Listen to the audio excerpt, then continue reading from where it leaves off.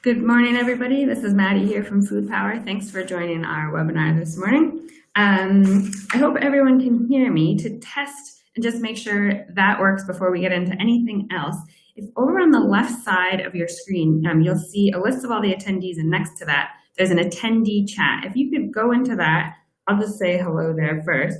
But if you can hear what I'm saying, can you just say where you're listening from and which organization you work with, or who you might be listening in on behalf of. And we'll just make sure that everyone can hear me okay. So it's on the left-hand side of your screen, the attendee chat. So far, I've got no one. All right, we've got a few. Okay, great. So people are... so people can hear me, that's good. So Simon's listening in from next door. Anya is on the train. Alex is here from Cambridge City Council, great. And hopefully we've got a few more. We've got a pretty small, Lizzie from CPAG, hi Lizzie. We've got a pretty, a nice intimate sized webinar this morning, which is super, which means that you who are with us this morning can ask as many questions as you want. And we're really in a great place for that because Sam is here from the Living Wage Foundation to answer any technical questions, and Hannah is here from Good Food Oxford to talk about their experience. So, so we can use this chat box anytime to ask questions. Anything you write in there, everyone else can see, and I'll say it out loud. We find that a lot of people like to share information with each other there, so you can share links, you can share your email address with other people if you want to. Whatever you want to put in there is totally fine. It's a great place to connect with other people working on similar things around the country. At the top of the screen, you can click on a button that says Ask the Presenter a Question. That's if you want to just send me and Sam and Hannah a question privately, which you're welcome to use if you want to. But if it's something you think everyone could benefit from, please do use the chat on the left. We're recording the webinar, and we keep all of our webinars on our website for anyone to listen to and watch later on. So all the slides will be along with that on the website later today. As you go along, if you have questions, feel free to type them in, and then also we'll have kind of like a live Q&A at the end, so you're welcome to save your questions till the end. If there's, while the presenters are speaking, they'll kind of go through their presentation, and then we'll pick up stuff at the end, but if it's something that I can answer, I'll try to do it via the chat right away. Okay, so let's just get to it. So today we're going to be talking about the living wage, and we'll be hearing from me. I'm at Food Power, then Sam from the Living Wage Foundation, and then Hannah from Good Food Oxford speaking about what they've done there. So we'll start with like a little bit of background about Food Power, Sustain's work around the living wage, then go over into the nitty-gritty bits of it and what the foundation is and accreditation is, and then we'll go into an example of what Oxford's been doing. So a little bit about Food Power. We're, I think many of you are probably familiar with us, but we're a UK-wide program delivered in partnership by Sustain, the Alliance for Better Food and Farming, and Church Action on Poverty, and we're funded by the Big Lottery Fund. The aim of Food Power is really to strengthen communities' ability to reduce food poverty by tackling its root causes at the local level. We do this by working with about 50 local partnerships, what we sometimes call alliances, that are based in different areas around the UK, Good Food Oxford being one of them. Over the last 2.5 years, we've been working to create a peer learning network among these alliances to help develop and share solutions. We also offer financial support for key activities. We run regional learning networks in 8 regions around the UK. We have a peer mentoring scheme. We have a large number of resources on our website. We do specialized advice, and then we also run these webinars. We definitely encourage you to check out our website and sign up to our newsletter if you want to stay in touch about this. So why are we talking about the living wage today? So each year of Food Power, we choose a theme to focus on. And for 2018-19, it's been maximizing family income. We chose this theme because alliances in our networks said it was an important issue to be addressed, first of all, when we polled them about a year ago. We also saw that there was an opportunity to make an impact in this area and add value from Food Power's work. We also thought that there was kind of like enough already happening in this area to build on current momentum. So we wanted to be able to figure out like, where could we add value, where was enough going on, and what was something that was seen as a need by the alliances to get a little more support and focus on. So that's how we came to this idea of maximizing family income, which includes these kind of 4 different main points. There are 5 main points that are on the slide, but the one we're going to be looking at today is about supporting fair pay by promoting the living wage. So through, and this has all been kind of running alongside the other work streams of food power, which is around local evaluation, a large part around empowering experts by experience, so those with lived experience of food poverty, and strategic development of the alliances. So for the annual theme, there's been 6 alliances across the country who received financial support from Food Power to run a project on this topic, including Good Food Oxford, who will be speaking later. And the idea behind it, the aim about it, is to really look at how to increase the amount of money in people's pockets that they have available to spend. And we saw this happening through these areas. So a lot of the work that we do and that alliances do can often have a focus on the benefit system, but because we know that in-work poverty is a growing issue in the UK, we also think it's really important to consider engaging employers and particularly local authorities and councils on things like fair pay. So it's a good way to have an impact in that direction as well. A little bit of context to this. In London, Sustain does 2 annual reports, one called Beyond the Food Bank and one called Good Food for London. Beyond the Food Bank's been published 3 years in a row, and Good Food for London has had 8 versions out. So both of these kind of look at 10 or 11 different indexes of what councils are doing. London councils, the 33 councils, are doing. For Beyond the Food Bank, it's on food poverty, and for Good Food for London, it's healthy and sustainable food. But both of them include a measurement on if councils are living wage accredited, because we think it's quite important to both of these topics. So the reason this report has been really helpful is that it's been used to kind of spur and incentivize action by the councils. So we like to think of it more as a carrot than a stick, but you can see we do this annual league table on the left-hand side, where it kind of helps encourage the councils to become accredited, we might say, and to do that in a timely fashion so that they can improve their standing and their score in the league table. So what we do in the reports is we assess if they're an accredited London living wage employer and paying the real living wage to all those directly employed as well as contracted by the council. If they offer incentives such as business rate discounts to employers who are accredited with the Living Wage Foundation. If they use civic leadership to encourage other businesses to become accredited, such as doing outreach and awareness events for local employers and suppliers to help businesses understand the process and its benefits. And then finally, if they're also a living wage friendly funder, which I think is super important, and that's about if they also support charities to pay the living wage through their grant making. So when councils give out grants, do they encourage and or require the charities they give grants to also pay the living wage, which we know is a chronically often not a very well-paying sector.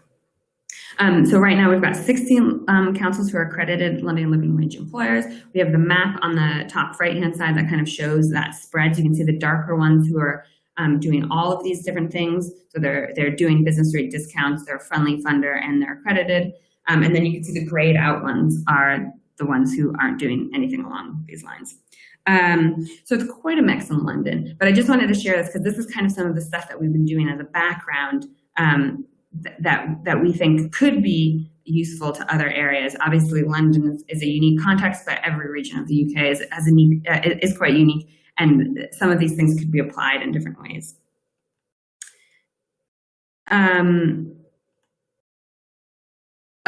This is one other thing. I just want to say there's 2 kind of examples we have recently where one was in Brent.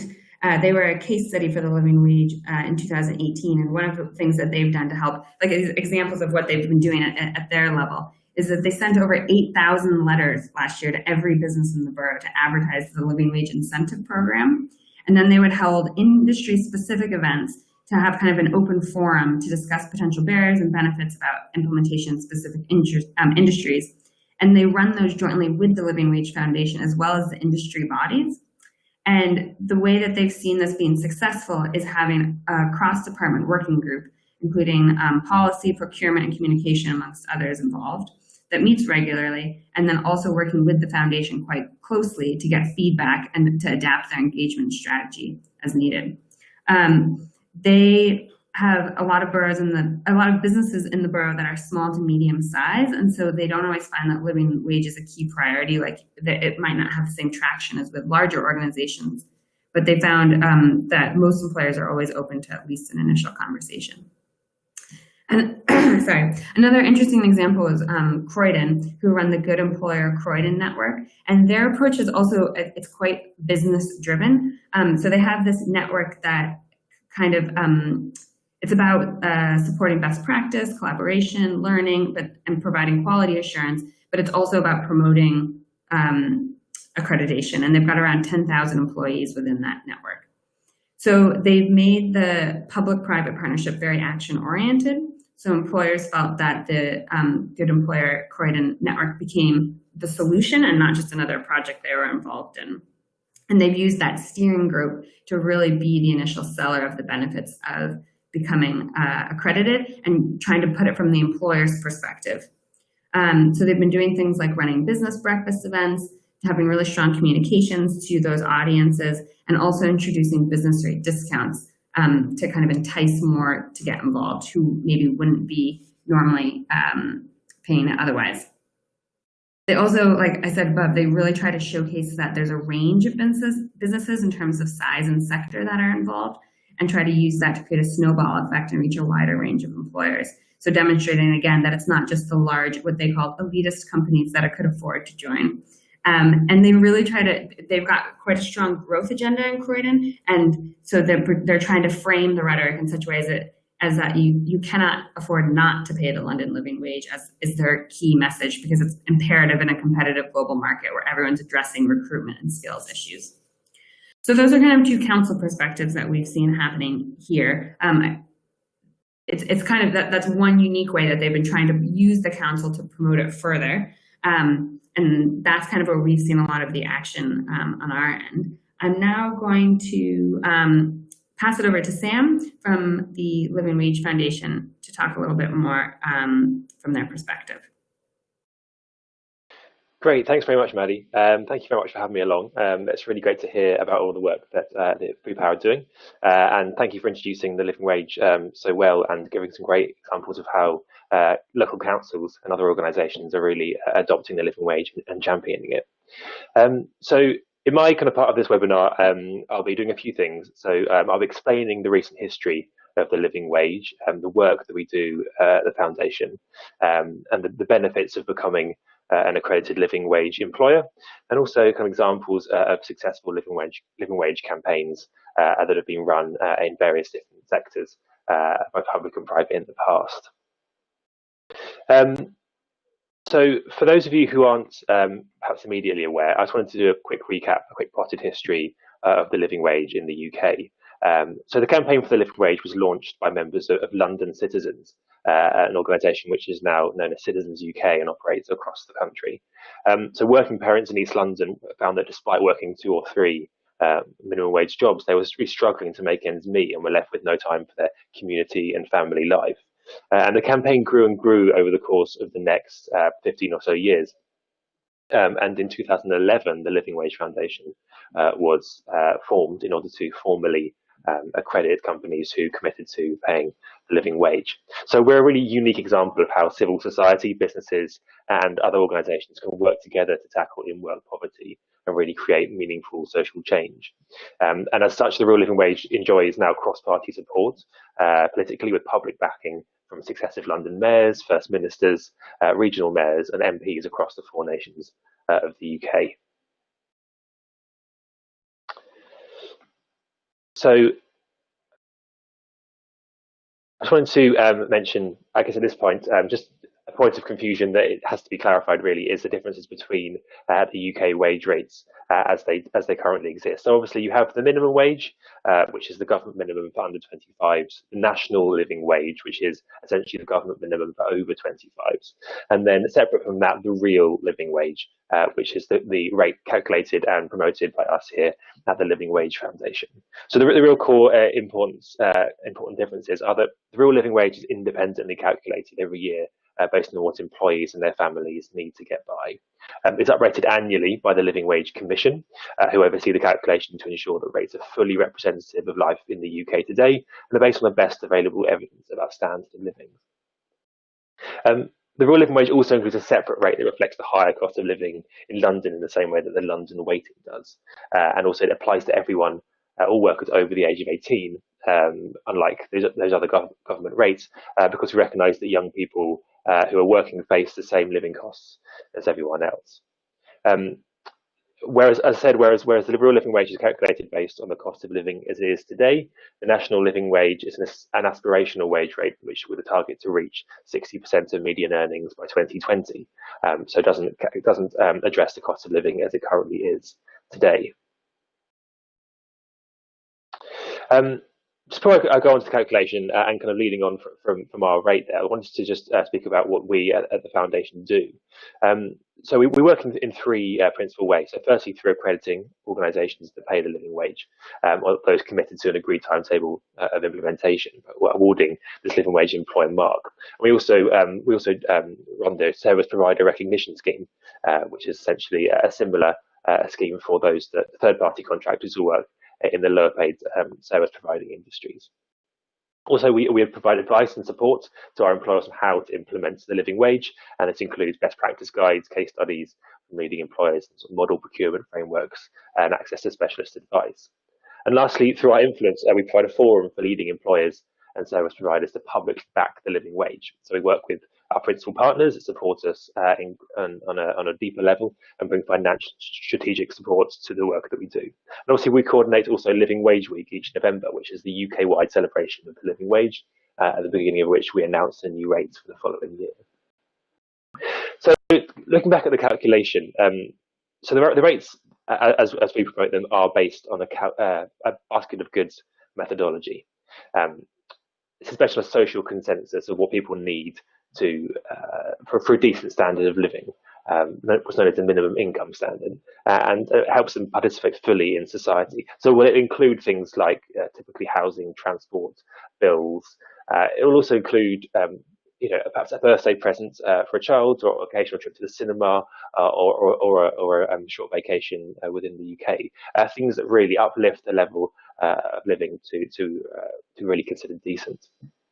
But when it comes to making that calculation, living costs are calculated for 17 different family types across the UK, and then weighted based on the representation of those family types within the economy to get as well-rounded and well-researched figure as possible. So there's two very simple steps to becoming a living wage employer, and they're essentially, firstly, that's the employer must ensure that all of their directly employed staff are paid the living wage, and secondly, that any contracted staff that work regularly on your premises are uplifted to the living wage over, we say, a 2 to 3 year period as a rule of thumb, by putting a plan in place to work with your contractors to ensure that at the point of renewal, or wherever possible, those contracts are uplifted to the living wage. We call these milestones. So it's two very simple criteria that, once fulfilled, allows the company to become accredited. And it's important to point out that actually, as soon as that plan is in place for contractors, then accreditation can go forward. So we don't have to wait until all the company's contracts are uplifted before accreditation can take place. So speaking of accreditation, the rate at which we have accredited companies and organisations since we first started operating in 2011 has been fantastic. We've reached now nearly 5,000 employers, which has meant over 180,000 workers uplifted, and we think far in advance of that as well in terms of the indirect impact that it's had on other pay rises. But this has meant in total, and it's been calculated, that £809 million has been put back into the pockets of low-paid workers as a result of companies becoming living wage accredited. So these companies include over a third of the FTSE 100, and we've made breakthroughs in low-paying sectors recently with large retailers like IKEA, transport and hospitality providers like Heathrow Airport, and sports clubs like West Ham FC. Obviously, when the government announced the national living wage, as it did at the end of 2015, there was concern over how this would impact the real living wage and the public and business understanding of it. But luckily, we have seen that that people really understand the difference between the national living wage as it currently is and the real living wage, and why that is so important to meet the actual cost of living as it is today. So, as such, the number of accredited companies has doubled since that announcement was made by the government. And interestingly, perhaps for those in attendance today, 100 local authorities are now accredited in the United Kingdom. So it's something that's becoming embraced by both the private and the public sector, which is crucially important. And I can touch on that a bit later as well. Speaking of food, as we are, I wanted to just highlight the number of food industry employers that are currently accredited. So obviously these employers stretch across a wide variety of industries, so hospitality, manufacturing, retail and wholesale. But they include some big names that operate both privately and publicly. So companies like Appetito, who provide food services for the public sector, a very large organisation, and they are living wage accredited. But equally, IKEA, we know it as a furniture store, but anyone that's been will know the size of the restaurants they manage there and the food that they sell. Cook, which you may see in your local shop's freezer section, so fresh and healthy frozen meals, they are an accredited company. And then all around the UK, places like Mackey's in Scotland, the ice cream makers, BrewDog, the pub chain, and then on a wider scale, and talking about manufacture and wholesale, things like Nestle, and then also water like Beckham Carrick.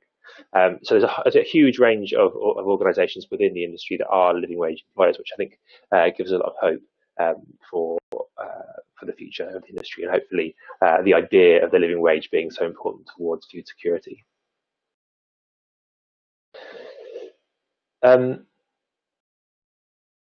Accreditation matters beyond just paying the living wage for a number of key reasons. So it's about locking in this annual rate, an annual increase for your direct and contracted staff. So it's a long-term commitment to those rates and that security for those staff that they will always receive a wage that meets their cost of living. Now, accredited employers up rates each year, so this ensures that all workers will always earn the living wage. And the employed mark as such gives consumers, users and clients a clear sign of that employer's status as a responsible employer. And finally, it builds our movement. It really helps to demonstrate leadership and encourage other employers to get on board and sign up. And this is really necessary if we are to tackle a problem as wide as food poverty and food insecurity and in-work poverty in general, because it requires people to come together, understand the problem, and work across sectors and across industries to really tackle it.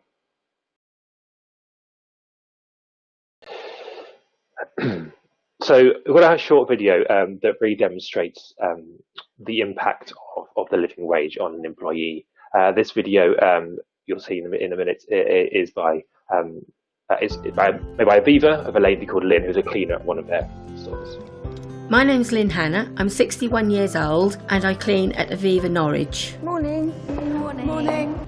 I enjoy my job because I enjoy being around the people that are in Aviva, and a lot of them are my friends because I've been there for a very long time. Yeah, see you later. Bye. Well, my family means everything to me. My family consists of my husband and my granddaughter, whom we have had since she was a baby. Having a granddaughter who suddenly became our daughter hasn't always been easy. At times it's been very difficult because we did have to take her through the court system. It cost us a lot of money and we never had any maintenance. Financially it was very, very difficult. So you lived from hand to mouth. It made a difference where when Aaliyah would say, "Can I go to McDonald's, Nanny?" I would then turn around and say, "Well, no, we can't." The living wage was introduced in 2014. That meant quite a lot to me. It meant that there was money to be left at the end of each month, rather than just put all the money into bills. It also meant that I was able to actually give up some part-time work, which meant that I was at home more and not feeling so tired. I was able to buy Leah a laptop for homework because she's now going to be taking GCSEs. The living wage makes me feel very proud to be working for Aviva. It gives you higher self-esteem. It gives you more confidence. You can hold your head up high. It makes me feel quite emotional to think about it, and it's made me want to stay there. I wouldn't want to go anywhere else.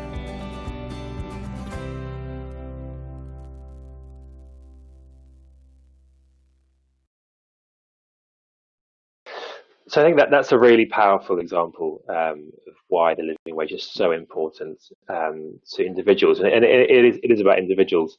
I will talk about in a minute about the business benefits of becoming a living wage employer, and they are many. But I think it's the stories like that that really show the impact that it has on ordinary hardworking people in the UK. So, as I said, there are really real benefits to becoming an accredited living wage employer.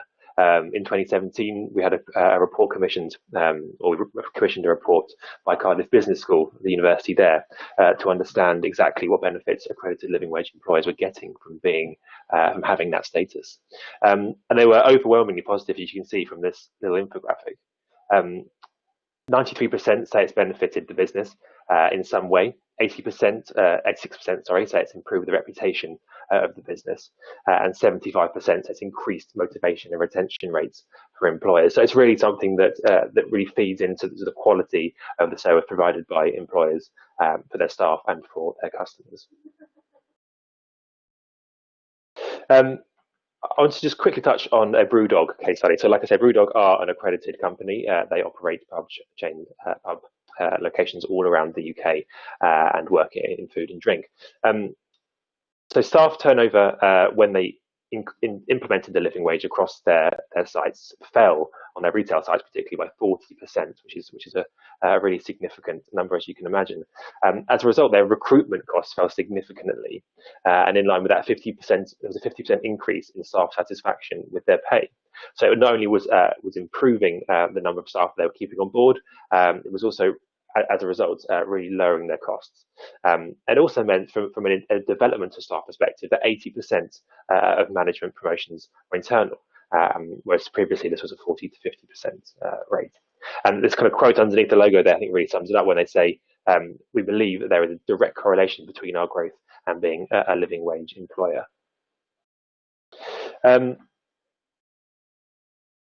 So moving on now, as we come to the end of my slides, I just wanted to show you this brief video, which just demonstrates, I know there are people hopefully who are listening in who are interested in how they can campaign for the living wage and what it means and how this can be done. There's a short video here by our partners at Citizens UK that explains how that has been done so successfully in the past.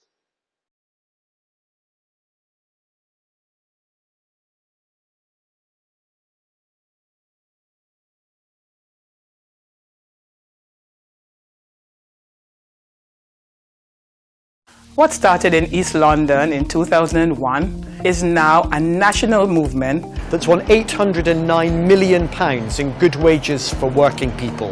But with working poverty on the rise, it is never more important to organize and campaign for a living wage in our communities. My name is David Mensah. My name is Yvonne Wade. My name is Father Angus Ritchie. The first challenge in our campaign was to be in a face-to-face dialogue with people taking decisions in the banks. And then one of the nuns in a big Catholic church that was involved had an idea. She said, well, we've got huge amounts of candle money and we bank with HSBC. So all these little coins that people pay in when they light a candle, why don't we put them in a van and drive them down to the HSBC branch? Here were the nuns going in, paying penny by penny. Within 30 minutes, we got the meeting we needed. Once the first bank had agreed to pay the living wage, there was something of a domino effect. I got involved really with the campaign because I had seen families being torn apart. They were working several jobs, not spending time with family, and they were destitute. And as we know, the effect it has on children and the community, it's immense. We had members who worked for West Ham and they were not being paid the living wage. So we started basically petitioning, trying to have meetings, which was very challenging, but eventually we got through the door and we were able to sign off the living wage. I was invited to be a part of the campaign get the children of St. Anthony's involved, because it is important that we have the children being aware of how the living wage is affecting their parents. And we know that if we put the power in their hands, they can make an effective change. Help us get more big employers across the country paying the real living wage, like airports, universities, football clubs, and local councils. Join people taking action near you. So yeah, that's hopefully a really great example of how other organisations and campaigners have really worked to increase the number of accredited living wage employers around the UK, and hopefully some food for thought there. So thank you very much for listening. Hopefully we'll have some chance to take some questions at the end, but I'll now pass on to Hannah. Thanks, Sam, so much. That was great to hear a bit more about the background to it and what kind of companies are involved and what the benefits are. We're actually going to start Hannah's also by showing a short video about Good Food Oxford's work on the living wage, and then Hannah will take it over from there. So I'll just start that one, and then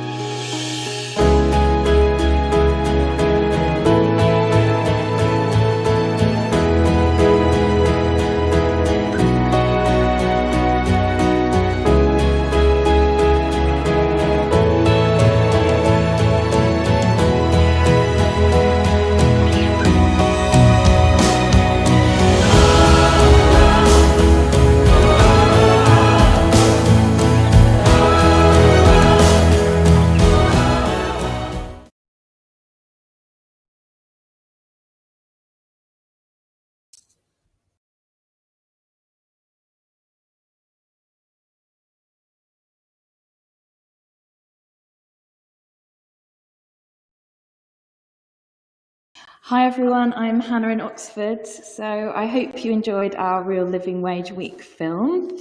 That was commissioned by Oxford City Council in partnership with the Living Wage Foundation for Living Wage Week. And I'll talk more about how we got those testimonials from individuals and from the businesses that took part.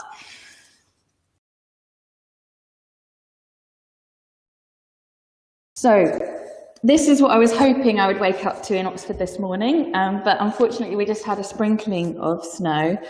But what is the situation in Oxford? Well, Oxford is actually a tale of two cities.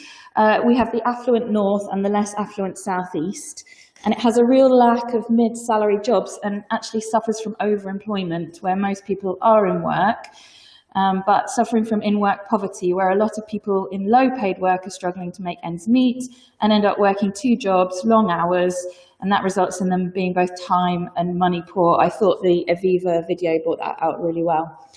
Oxford is actually the least affordable place to live in the UK, although we're often competing with Cambridge, with housing prices almost equivalent to London, without London waiting in salaries to match. So what is the background of Good Food Oxford? Well, Good Food Oxford is one of the 50 sustainable food cities. We're a network of 130 organisations working together for better food for Oxford, and we think that means healthier, fairer and more sustainable. We're also a recipient of Food Power funding, which has enabled us to set up a community-led food access alliance for Oxford and deliver work to enable people to maximise their income, which is where our living wage work comes in. So our second strategic priority is good food for all, ensuring everyone is able to eat well every day. And our Food Access Alliance comes under that strand. As part of our Food Access Alliance, we have been developing a focus on upstream solutions rather than downstream responses, and the real living wage has become a real focus of that, and that's led by our experts by experience. Now, the background to this work is that since 2015, Good Food Oxford has been doing research and project work within our Good Food for All strand, which I mentioned, and half of the people who we spoke to in our 2015 research, which is called Giving Voice to Food Poverty, experienced some form of food poverty.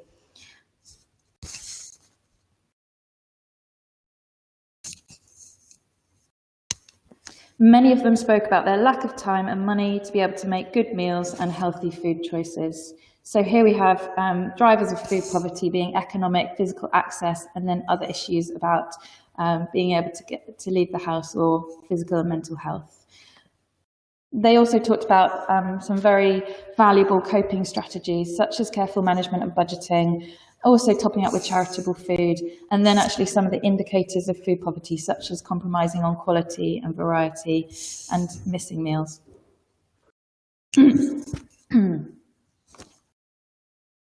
So what's the background to this campaign? Well, we felt that the preliminary work that we had done from 2015 onwards kind of set us up perfectly to support the existing work in the city. Because of the high cost of living in Oxford, Oxford City Council has set an Oxford living wage, which is 95% of the London living wage. And the City Council pays this to all staff and agency workers. At £10.02 an hour as of April 2019, this is higher than both the Living Wage Foundation's real living wage, which is £9 an hour outside of London, and the government's national living wage at £7.83 per hour. As Sam mentioned, the council also requires all contractors with contracts over £100,000 to pay the Oxford living wage to their staff and subcontractors. I should mention as well that Oxford City Council is also an accredited real living wage employer. So the leader of the City Council said, "This helps our employees afford to live with dignity. It also helps the council by improving staff motivation, customer service, and by making it easier for us to retain quality staff. We encourage other employers in Oxford to adopt the Oxford living wage." And that's very much in line with Sam's research. 55 employers within Oxford Ring Road pay the real living wage of £9 an hour, including Oxford University and Oxfam. Oxford University employs over 13,000 people, is the largest employer in Oxfordshire, and Oxfam's Oxford head office employs about 930 staff. So as you'll see from the logos at the top of the page, there are two grassroots campaigns in Oxford. The Oxford Living Wage campaign is putting pressure on 11 of Oxford's 38 colleges to pay the real living wage, and at the moment only 2 currently do. And the Oxford City Living Wage campaign is organising grassroots events and rallies and linking with trade unions to support the work that is about pushing Oxford into an Oxford living wage. So how does Good Food Oxford come in? Well, despite our work from 2015, Oxford's Bronze Sustainable Food Cities Award application was the first time we really became aware of the value of the Oxford living wage in ensuring people are able to afford to make healthy, sustainable food choices. And so Oxford City Council's budget for 2018 to 19 included the appointment of a city councillor as the board member for the Oxford living wage, and the creation of a new £5,000 project fund to enable effective promotion of the Oxford living wage, in line with strong public support as demonstrated by these 2 grassroots campaigns. So it kind of went, City Council was an accredited employer, other employers joined in, the campaign set up, and then the City Council appointed a board member and created a budget. That budget's now been increased to £10,000 for the next financial year. We recognise the need to push for an Oxford living wage to ever hope to address Oxford's food poverty situation. And I believe our work is effective because, first of all, we do research to evidence the need, then we deliver a quick win project to get known on the issue, and then we push for more fundamental policy, institutional, big business changes. So that's our strategy. So we use the opportunity given to us by Food Power to approach the City Council and offer to do some research for them to back up the need for more and more employers to adopt the real living wage, and ideally the Oxford living wage. As has often been effective in terms of working with our local authorities, we asked for a nominal amount of funding from the City Council of £1,000, which supported us to deliver this work, but more importantly gave our research the seal of approval from the City Council. And that's quite a good strategy, I think. This was supplemented by an Oxford University funded intern, Laura, who worked on the research for about half of her 12-week internship. She was a PhD archaeologist, so not a social scientist, but very, very capable. So we gave her 2 senior food poverty researchers to bounce ideas off, a textbook on social research methodologies, and access to real living wage employers thanks to contacts to the Real Living Wage Foundation. So it was pretty ad hoc. She coped incredibly well. You'll soon be able to read the full report on our website, but essentially Laura did the following, which I think has created us some really excellent evidence. So we're using the Eat Well guide, which many of you will know, but outside of the food industry and public health, it's not so well known. So I've just included it here for reference. She took the Food Foundation's recent research on the affordability of the Eat Well guide, and you'll see that says one adult needs to spend £41.93 per week on food in order to be able to afford the Eat Well guide. She took that data and she adjusted it for Oxford, given Oxford's high cost of housing.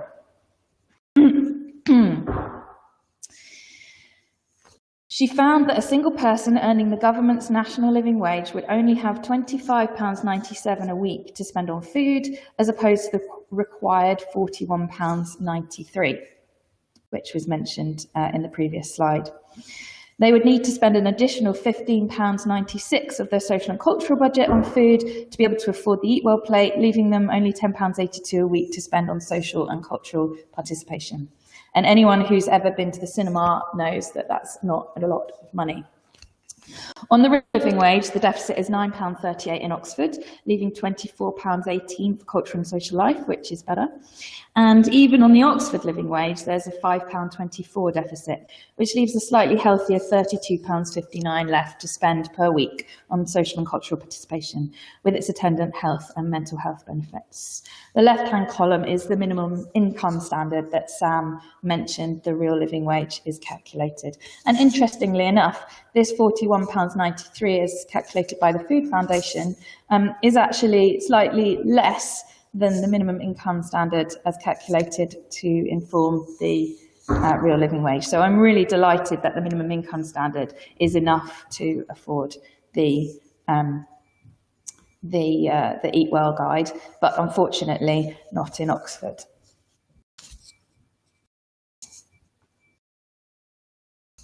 So secondly, Laura ran semi-structured interviews with 25 participants, 16 employees earning the real living wage and 9 real living wage employers.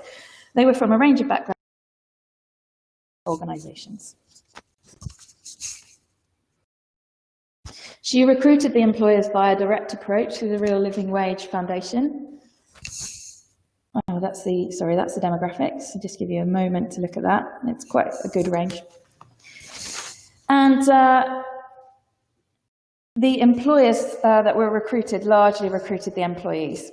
They were incentivised with a coffee voucher. You could say there was some bias there, but the interviews were anonymous and confidential. Quite a lot of good evidence came out. Here were the questions that were asked. So we asked employees about their current job role and the real living wage, money management and lifestyle, food purchasing and diet, well-being, and the relevance of their financial income. We asked employers why they became a real living wage employer, what the impact it had been on their employees on well-being and motivation, and their personal thoughts on the real living wage. I'm not going to go into detail because you'll be able to read the report on our website soon. But the circumstances of the employees largely backed up our existing research. But what was shocking was that even on the real living wage, 2/3 of them experienced food concerns, and approximately 1/4 of them could be classified as experiencing severe food poverty. So people saying things like, I think that payday is approaching, I've got half a loaf, I might need to do packed lunches for my son or for my partner, and I think I don't really need it, so that's fine, and I can kind of go without. We think that's not fine at all. They were largely positive about the real living wage, but said it was completely necessary and really just a step towards the Oxford living wage. Oxford is such an expensive city to live in, just rent-wise, it pretty much is like London.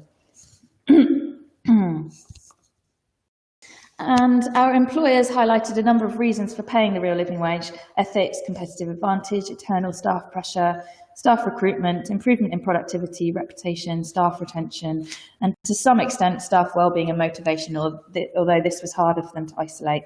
I would say internal staff pressure is a really good way for grassroots campaigns to be operating. Employers recommended financial incentives for businesses paying the real living wage, such as corporation tax or business rates reduction. And they also highlighted the need for job security alongside fair pay. And they too advocated for the need to push for the Oxford living wage, asking for leadership from the council. Finally, employers also recognised the real living wage was a baseline and not a luxury. You can survive and you can live, but you can't thrive. So back to the employees, finally. There are huge challenges in Oxford. They all mentioned about housing costs or transport from outside of Oxford into Oxford. Those are the kind of two choices that everyone in Oxford has to make. And ongoing financial insecurity and worries about the future and pensions. And this is something that, I think employers can address. What we hope this has done is create a compelling case for businesses to adopt the real living wage and move towards the Oxford living wage, both as a moral duty and as a sound business decision in a competitive marketplace. And Oxford is such a competitive marketplace in terms of jobs. We've brought food into the centre of the debate. I always say you don't get a bill through your door at the end of the month saying, have you spent enough on food? So this is the element that tends to have to give for people. If people are having to compromise on either healthy food or going out to see friends, that's no way to live. What we've done is presented some very compelling quantitative evidence, deficits of £15, £10 or £5 a week for each of the wage scenarios, alongside some great case studies, social media images and a video that the campaigns can use, as well as an in-depth qualitative report pulling together themes to create a narrative to justify employers adopting the real or Oxford living wage. What I hope now is that the campaigns will use these resources to onboard more and more employers to improve the quality of life for their employees, and that our community-led Food Access Alliance will be able to use our work in their campaigning as they see fit. And I really like what Sam said about the domino effect. That's what we're hoping to encourage in Oxford. So I think now it's time for us to take some questions, and I'm really glad to see lots of things popping up in this side panel. I'll hand over to Maddie. Great, thanks Hannah. That is so interesting to hear about what is going on there, and also to hear about like the theory of change that Good Food Oxford has about having like quick win and then try to mainstream it and then get the council on board, and kind of the evolution of what's taking place with the council as well. I'm quite pleased that actually there's I think it's Alex is here from Cambridge, because hopefully I know that there often can be similarities between those two areas. Anya just put in that it's interesting that businesses still look for an incentive. Is an incentive to improve the quality of life of staff not enough? I mean, one would hope, but clearly not. Otherwise, everyone would be paying it in theory. Are there any questions that anyone has who's been listening in so far, either for Sam or for Hannah? If anyone wants to speak to what Hannah just said, I think Hannah, or to what Anya just said, Hannah, feel free to jump in on that. Yeah, hi Anya. Thank you for mentioning that businesses need an incentive. I think it's a really interesting one in Oxford. I don't really want to say interesting, I kind of want to say shocking, where it's not just individuals that are struggling to make ends meet.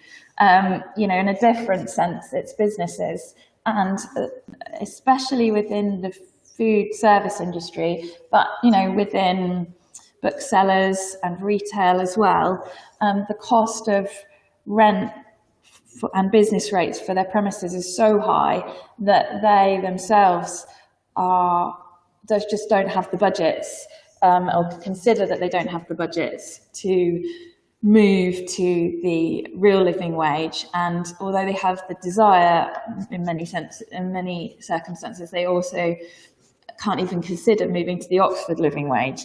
Now, the argument, the economic argument of staff recruitment, retention, motivation, well-being that the Aviva film showed so well is there, and I think that the City Council wants to present more about the financial bottom line of that.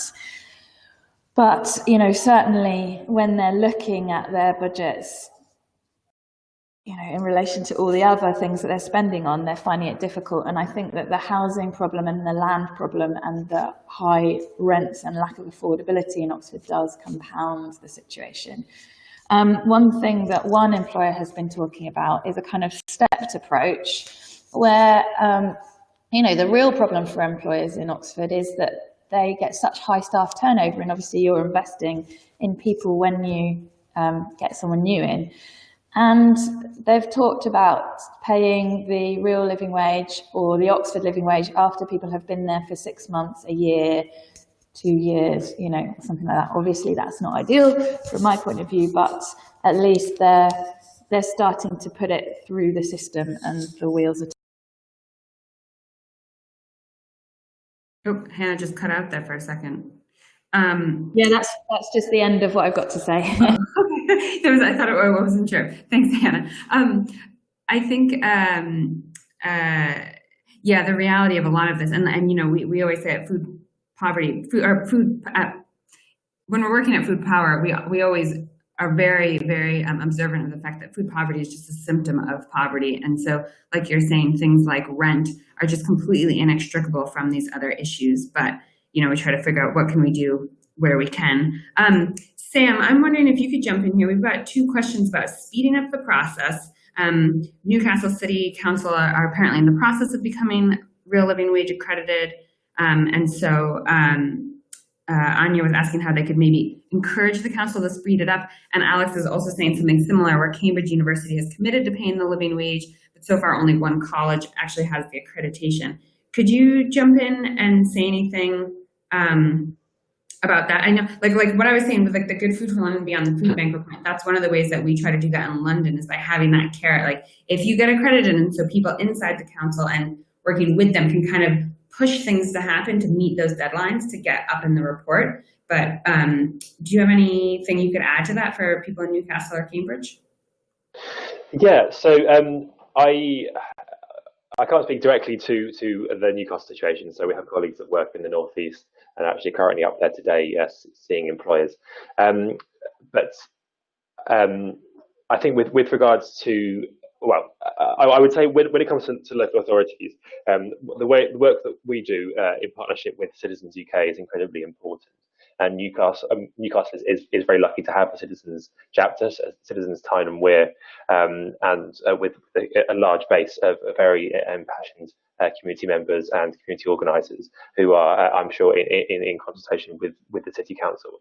And so that's kind of that's the way that we would suggest and encourage that pressure and that dialogue to be had with local authorities is through broad-based community groups like Citizens, and just ensuring that there's a constant point of contact that can be held accountable and can update as frequently as possible with regards to the speed of the accreditation. With local authorities, obviously, it's as with the universities, they are large, often cumbersome institutions that require lots of decisions to be made by lots of different people. So the most important thing is always to have the buy-in and the commitment at the very top level, so that it feeds down from elected members down to officers that are actually doing the hard work and getting the accreditation through. With regards to the university, as you say, Cambridge University has committed to pay the living wage, and they are very much in the process of doing that. And we can be confident that is going to happen in the near future. Again, I think it speaks to the same thing as I was saying about the local authorities, where it's really just about getting the buy-in at the highest level possible. really. And that's how we've worked with other organisations, other universities in the past. I mean, Cardiff springs to mind as a university that we worked with very closely to take them from a position where they were not paying the living wage and there are reservations around it, to getting buy-in with the highest senior leadership teams. So they are now a true champion of the living wage, and as I said, have even through their business school written reports on why the living wage is so important to employers and beyond. So yeah, I think that would be certainly my advice when it comes to those two types of organisations. I mean, I think when it comes to really convincing local authorities about the value, it's really about showing or convincing them that there is leadership that they need to take. And you will have seen actually at the end of my presentation that video where they spoke about the importance of getting what we call anchor institutions accredited, so those that really carry weight and influence and leadership within local communities. So these include things like local authorities, sports clubs, hospitals, transport hubs, big private employers, things like that. And because that could then feed down through the supply chain. So it's and also you can go from the angle of it's a responsible investment. You're using taxpayers' money wisely in the public sector because you are ensuring that services are delivered, in a way that is sustainable, that treats staff well, that ensures quality because of that, and therefore, making that point as profoundly as possible. Writing to councillors, writing to local MPs to approach local authorities that aren't accredited is really important. I think it would be really great to also have a campaign about all the grant makers. So all the people who, in the way that there's friendly funders with councils, it would be really fantastic to do at some point, have a campaign that's like all of the people who give out money to all the charities. If they had to become friendly, they had to be, living wage accredited themselves. Hopefully they are, I'm not sure. But then also having them become friendly funders so that they require everyone they give money to also pay it to kind of help out in that sector. But that's just a little dream I've got. That I just thought of. There was another question for Hannah from Simon. Simon asked, Hannah, could you say more about how much local people have been involved in any campaigning, for example, going into local retailers to ask them to pay the real living wage, and how doable / effective has this been? It sounds like he's asking maybe about just kind of that face-to-face campaigning, but also has anyone with lived experience been involved in that? Could you speak to it a little bit? Yeah, definitely. So this question about community organising. So I have to admit that I'm not a community organiser, and I really admire those who are. I think one of the interesting things is that the councillor, the board member for the living wage, is actually on all three of the groups that are working on this. So it's kind of a bit of a three-pronged attack. So essentially there's the student campaign, there's a city campaign, and then there's a council task and finish group. And I think that the city campaign has largely done protests outside of organisations, so photo shoots and things like that. Then the student group has partly been involved in talks inside the colleges, but it's mainly the council that's been able to do talks with the employers themselves. The city group is talking to trade unions, but I think it's been quite difficult to justify the time spent, because I think it is quite a long-term win.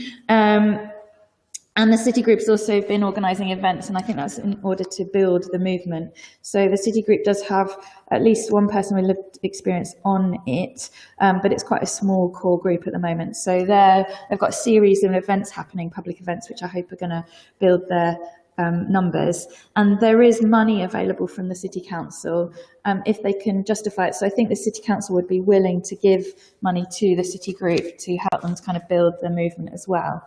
I think from inside the council, obviously I talked about the councillor and the cash.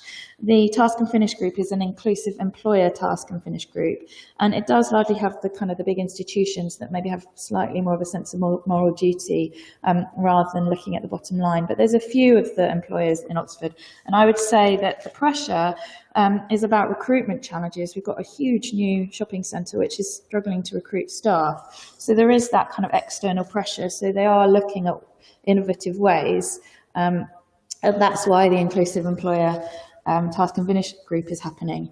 And I think there's something there about those employers can only win council contracts if they are paying the Oxford living wage, which is an incentive. And from inside the council, you talk about how to get a council on board. There may be some evidence talking to procurement teams about the social living wage can provide evidence of that. I know we're running out of just cut out there at the end, but I think that was the end of what you were saying as well, Hannah. Yes, we're just hit 11:30. So unless there are any other burning questions that people want to jump on now, I think we will wrap it up there.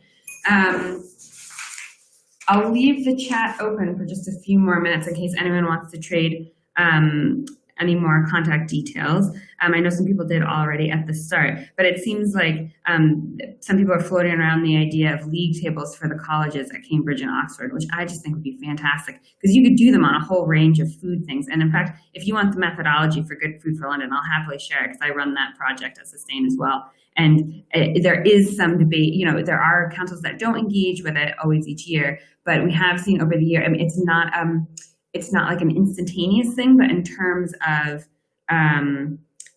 incremental change and people moving up bit by bit, including things on like, are they serving sustainable fish or living wage or breastfeeding friendly, things like that. It's really been quite effective. So email me if you want to get in touch.